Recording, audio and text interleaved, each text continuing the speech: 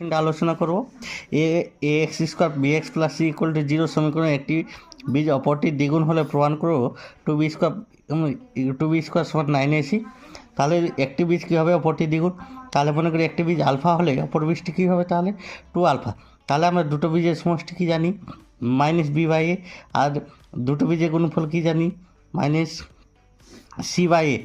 তাহলে আমরা এই যে আলফা প্লাস 2 আলফা যোগ করলে কত হবে 3 আলফা, সমান কত -b/a, আর দুটো বীজের গুণফল কি জানি c/a। তাহলে আমরা আলফা 2 আলফা যদি গুণ করি তাহলে কী হবে 2a স্কোয়ার সমান কত ca। তাহলে আমাদের এই আলফার মান কত আমরা পেয়েছি। এখান থেকে যদি দেখি আলফা সমান আমরা কী লিখতে পারি -b/, কী লিখতে পারি 3a। তাহলে এই যে আলফার মান -b/3 পেলাম, এখানে ওই মানটা আমরা বসিয়েছি সমান c/a, যে দেওয়া আছে তোমাদের। তাহলে আমরা 2b square by 9a square equal to c/a। তাহলে আমরা এই যে কোনাকুনি গুণ করলে কী হবে 2b স্কোয়ার 9 স্কোয়ার c/a।